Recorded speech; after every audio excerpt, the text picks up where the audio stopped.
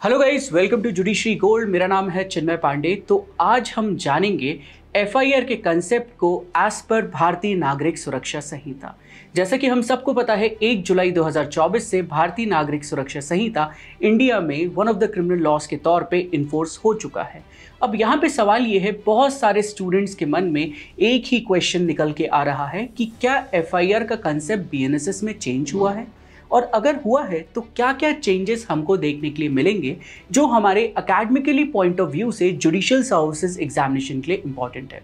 तो बने रहिएगा मेरे साथ, इस पूरे डिस्कशन में हम डिटेल में समझेंगे एफआईआर को।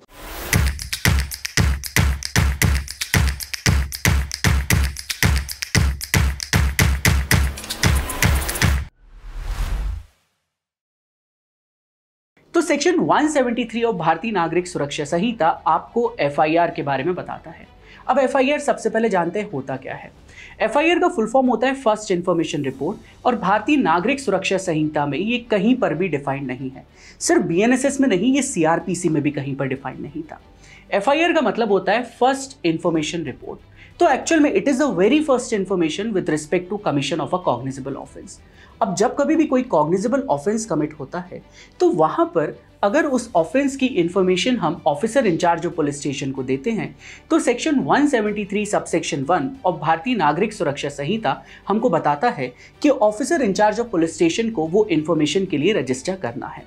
अब सवाल ये उठता है कि भारतीय नागरिक सुरक्षा संहिता में एफआईआर कितने प्रकार से हो सकती है। तो हमें बीएनएसएस में 3 तरीके देखने मिलते हैं एफआईआर के रिस्पेक्ट में। एक होता है आप ओरल इंफॉर्मेशन दे सकते हैं, एक रिटर्न इंफॉर्मेशन दे सकते हैं, और एक इलेक्ट्रॉनिक कम्युनिकेशन के थ्रू भी आप इंफॉर्मेशन दे सकते हैं। जी हाँ, this is a very new concept introduced in भारतीय नागरिक सुरक्षा संहिता। अगर हम सीआरपीसी के सेक्शन 154 के बारे में बात करेंगे तो वहां पे हम ओरल इंफॉर्मेशन या फिर रिटर्न इंफॉर्मेशन के बारे में ही देख पाते थे, लेकिन अब टेक्नोलॉजिकल एडवांसमेंट हुए हैं और वहां पे भारतीय नागरिक सुरक्षा संहिता इससे पीछे क्यों हटता। तो इसलिए बीएनएसएस ने हमको इलेक्ट्रॉनिक कम्युनिकेशन के थ्रू भी एफआईआर को लॉन्च करने की पावर दी।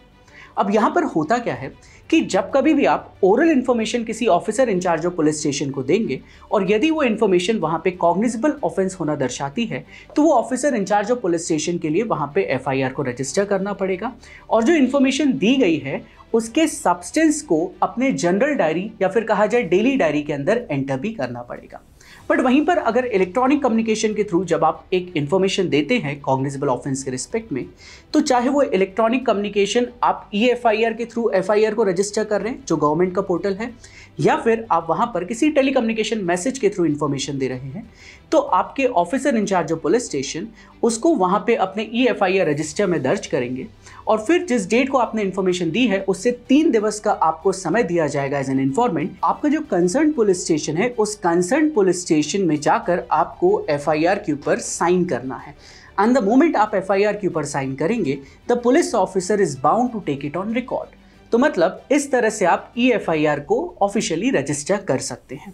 अब सवाल ये उठता है कि क्या भारतीय नागरिक सुरक्षा संहिता के अंदर एफआईआर का रजिस्ट्रेशन मैंडेटरी है। तो जब से बीएनएसएस इन्फोर्स हुआ है तब से a lot of questions have been raised कि बीएनएसएस ने एफआईआर के रजिस्ट्रेशन को मैंडेटरी नहीं रखा है। तो यहाँ पे एक बार थोड़ा सा ब्रीफ में हम स्टोरी जान लेते हैं कि क्या एफआईआर का रजिस्ट्रेशन सीआरपीसी के अंदर मैंडेटरी था। तो सीआरपीसी में जैसा मैंने आपको बताया सेक्शन 154 एफआईआर के रजिस्ट्रेशन के रिस्पेक्ट में बात करता था। जब सेक्शन 154 को honourable supreme Court Lalita Kumari versus government of UP सन 2013 का जो जजमेंट था उसमें डिस्कस कर रहे थे, तो ऑनरेबल सुप्रीम कोर्ट ने हमें बताया the registration of FIR is mandatory if the information discloses commission of a cognizable offence. तो वहां पे आपके लिए सेक्शन 154 सबसेक्शन 1 की जो लैंग्वेज है वो लैंग्वेज ऑलमोस्ट मिलती जुलती सेक्शन 173 सबसेक्शन 1 बीएनएसएस की है। अब यहाँ पे सवाल ये उठता है कि ललिता कुमारी के जजमेंट ने एक और चीज इंट्रोड्यूस की थी जिसको हम प्रिलिमिनरी इंक्वायरी कह के संबोधित करते हैं। तो जब भी आपकी इंफॉर्मेशन एक officer in charge of police station को दी जाएगी और वो इंफॉर्मेशन डिस्क्लोज नहीं कर पा रही है कि कॉग्निजेबल ऑफेंस कमिट हुआ है या फिर किस प्रकार का ऑफेंस कमिट हुआ है, तो officer in charge of police station वहां पे एक प्रारंभिक जांच मतलब प्रिलिमिनरी इंक्वायरी कंडक्ट कर सकते हैं। और वो प्रिलिमिनरी इंक्वायरी कंडक्ट करने का जो आपका ऑब्जेक्टिव होगा, it is just to ascertain whether a cognizable offence is committed, and if it is ascertain कि कॉग्निजेबल ऑफेंस कमिट हुआ है तो officer in charge of police station के लिए एफआईआर रजिस्टर करनी पड़ेगी। अब सिमिलरली आपको एक प्रिलिमिनरी इंक्वायरी का कंसेप्ट सेक्शन 173 सबसेक्शन 3 के अंदर भी देखने मिलता है, और इसी प्रिलिमिनरी इंक्वायरी के कंसेप्ट के कारण ही आपके मन में कंफ्यूजन अराइज हो रहा है कि क्या एफआईआर का रजिस्ट्रेशन बीएनएसएस में अब मैंडेटरी नहीं। ठीक है, इसको भी समझते हैं। तो जब आप सेक्शन 173 सबसेक्शन 3 के लैंग्वेज पढ़ेंगे तो वहां आपको देखने मिलेगा कि जब कभी भी पुलिस ऑफिसर को ऑफेंस के रिस्पेक्ट में इंफॉर्मेशन दी जाती है और वहां पे पुलिस ऑफिसर को ये प्रतीत होता है कि वह अपराध 3 साल या उससे ज़्यादा से पनिशेबल है लेकिन 7 साल से कम, तो उस परिस्थिति में officer in charge of police station deputy superintendent of police that is DSP की इक्विवेलेंट रैंक या फिर उससे सीनियर ऑफिशियल से परमिशन लेकर एक प्रिलिमिनरी इंक्वायरी कंडक्ट कर सकता है। बट यहाँ पे जो प्रिलिमिनरी इंक्वायरी कंडक्ट की जाएगी उसका एक बहुत लिमिटेड स्कोप है, that is to ascertain whether there is a prima facie case. अब यहाँ पे प्राइमा फेसाई केस से कंफ्यूजन क्या होता है कि हम सभी कैंडिडेट्स को ये लग रहा है कि क्या प्राइमा फेसाई केस का मतलब ये होता है कि आप प्रिलिमिनरी इंक्वायरी में ये असर्टेन करेंगे कि क्या प्राइमा फेसाई कोई कॉग्निजेबल ऑफेंस कमिट हो रहा है या फिर प्राइमा फेसाई जो ऑफेंस वहाँ पे इन्फॉर्म किया गया है वो असल में कमिट हुआ भी था या नहीं। अब इस कंफ्यूजन को ऑनरेबल सुप्रीम कोर्ट ने very recently in the case of Imran Pratapgarhi versus State of Gujarat के केस में डील किया। यहाँ पे ऑनरेबल सुप्रीम कोर्ट ने ये बताया कि जब कभी भी एक officer in charge of police station को इन्फॉर्मेशन मिलती है कि वो इन्फॉर्मेशन के अकॉर्डिंगली वहाँ पे एक ऑफेंस कमिट हुआ है, तो the very first duty of the officer in charge of police station is to ascertain कि क्या कॉग्निजेबल ऑफेंस कमिट हुआ है, which is under subsection 1।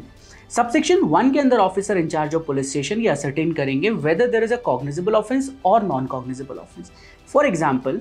Lemon terms में देखा जाए एक वर्ड होता है असॉल्ट। अगर आपके और मेरे अलावा कोई आम नागरिक जाकर किसी से बोले कि मेरे ऊपर असॉल्ट किया गया है, तो वहां पे उसके नजरिए से असॉल्ट का मतलब हो सकता है उसके ऊपर कोई इंजरी इन्फ्लिक्ट की गई है। तो जब इस प्रकार कोई layman officer in charge of police station को इन्फॉर्म करता है कि मेरे ऊपर एक व्यक्ति ने असॉल्ट कमिट किया है, तो उस परिस्थिति में officer in charge of police station ये असर्टेन करेंगे कि ये जो वर्ड असॉल्ट है क्या इसका मतलब वॉलंटरली हर्ट कॉज किया गया है इन्फॉर्मेंट के ऊपर या फिर वॉलंटरली ग्रीवियस हर्ट कमिट किया गया है। तो वहां पे अगर officer in charge of police station ये असर्टेन करते हैं it is voluntarily causing of hurt और वो एक नॉन कॉग्निजेबल ऑफेंस है, तो जिस प्रकार एक नॉन कॉग्निजेबल ऑफेंस को डील करते हुए officer in charge of police station informant को जुडिशियल मैजिस्ट्रेट के पास भेज देते हैं, ठीक उसी प्रकार officer in charge of police station informant को मैजिस्ट्रेट के पास भेज देंगे। बट वहीं पर अगर officer in charge of police station को ये प्रतीत होता है कि वॉलंटरली ग्रीवियस हर्ट कॉज किया गया है which is a cognizable offence, तो फिर सबसेक्शन 1 के accordingly officer in charge of police station को एफआईआर रजिस्टर करनी पड़ेगी।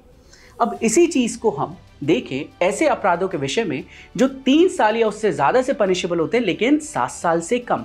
तो उन अपराधों के विषय में हमें कहा गया कि officer in charge of police station एक प्रिलिमिनरी इंक्वायरी कर सकते हैं to ascertain whether there is a prima facie case. इसके पीछे का ऑब्जेक्टिव ये होता है कि हम सबको पता है आए दिन बहुत ज्यादा फ्रिवलस कंप्लेंट्स फाइल की जाती हैं पुलिस स्टेशन में जाके, तो ऐसी फ्रिवलस कंप्लेंट्स को वहां पे कंसिडर करते हुए ही आपके लिए प्रिलिमिनरी इंक्वायरी को इंट्रोड्यूस किया गया। तो यहाँ एक क्रूअल्टी के केस को देखते हैं, उसका थोड़ा सा मैं आपको बैकग्राउंड बता देता हूँ। सेक्शन 85 ऑफ भारतीय न्याय संहिता क्रूअल्टी के पनिशमेंट को प्रिस्क्राइब करती है विच इज ऑफ 3 years।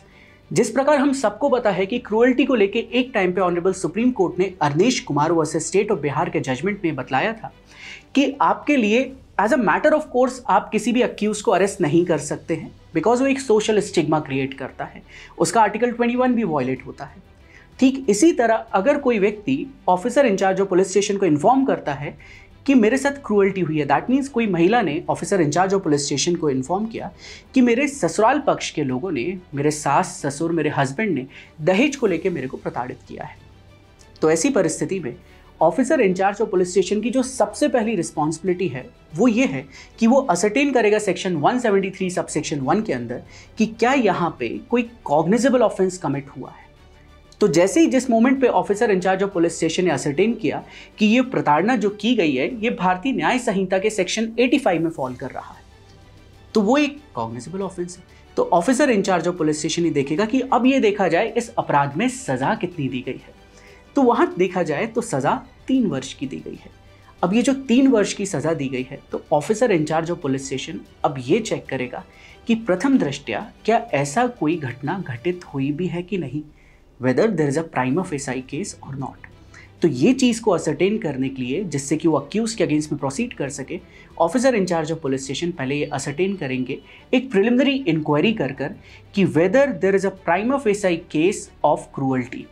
तो वो प्रिलिमिनरी इंक्वायरी के तहत लोगों से पूछताछ करेंगे, लोगों के बयान दर्ज करेंगे, और जब ये officer in charge of police station को सुनिश्चित हो जाएगा, इस बात का समाधान हो जाएगा कि सेक्शन 85 के तहत यहाँ पे आपके लिए एक केस घटित हुआ है, then officer in charge of police station will finally lodge an FIR and proceed to investigate into the offense। अब दूसरा सवाल ये भी उठता है कि क्या हर वो अपराध जिसमें 3 साल या उससे ज़्यादा की सज़ा लेकिन 7 साल से कम दी गई है, officer in charge of police station के लिए प्रिलिमिनरी इंक्वायरी करना मैंडेटरी है? The answer is no. अगर आप सेक्शन 173 सबसेक्शन 3 की लैंग्वेज देखेंगे तो वहाँ पे क्लियरली लिखा है without prejudice to the powers that is the provisions of section 175 the officer in charge of police station can conduct preliminary inquiry. अब यहाँ पे सेक्शन 175 क्या कहता है? सेक्शन 175 सबसेक्शन 1 ये कहता है whenever an information with respect to commission of a cognizable offense is received by the officer in charge of police station, he can proceed to investigate into the offense without the orders of magistrate. That means यहाँ पे अगर officer in charge of police station को ये ascertain हो चुका है कि एक कॉग्निजेबल ऑफेंस कमिट हुआ है और वो कॉग्निजेबल ऑफेंस 3 साल या उससे ज़्यादा और 7 साल से कम है, but considering the gravity of the offence हमें प्रिलिमिनरी इन्वेस्टिगेशन की, दैट इज प्रिलिमिनरी इंक्वायरी की आवश्यकता नहीं है, तो वहाँ पे officer in charge of police station directly section 175 subsection 1 के तहत इन्वेस्टिगेशन पे प्रोसीड कर सकता है। This shows that preliminary inquiry is not mandatory but it depends upon the discretion of the police officer. अब यहीं पे इमरान प्रतापगढ़ी के केस में ऑनरेबल सुप्रीम कोर्ट ने यह भी बोला कि जो भी हेट स्पीच के मामले होंगे वहां पे प्रिलिमिनरी इंक्वायरी इज मैंडेटरी। तो नाउ हेट स्पीच के केसेस में preliminary inquiry is mandatory, but other than these cases आप वहां पे प्राइमा फेसाई केस असरटेन करने के लिए प्रिलिमिनरी इंक्वायरी जो करेंगे वो आपका डिस्क्रिशन होगा। Now next question arises, what if the police officer ultimately refuses to lodge an FIR? Does the informant have any remedy available against it? बिल्कुल। Section 173 subsection 4 अगर आप देखेंगे वहां पे आपको देखने मिलेगा if there is any aggrieved person जिसकी इंफॉर्मेशन के तहत FIR लिखने को पुलिस ने मना कर दिया है, तो वो सुपरिटेंडेंट ऑफ पुलिस को लिखित रूप से और बाय पोस्ट वहां पे एक इंफॉर्मेशन देंगे जिससे कि आपके सुपरिटेंडेंट ऑफ पुलिस इन्वेस्टिगेशन कर सके। और यदि सुपरिटेंडेंट ऑफ पुलिस ने आपकी कंप्लेंट पे इन्वेस्टिगेशन करने से मना कर दिया, कोई इनएक्शन शो किया, तो ऐसी परिस्थिति में the aggrieved person can proceed to the judicial magistrate under section 175 subsection 3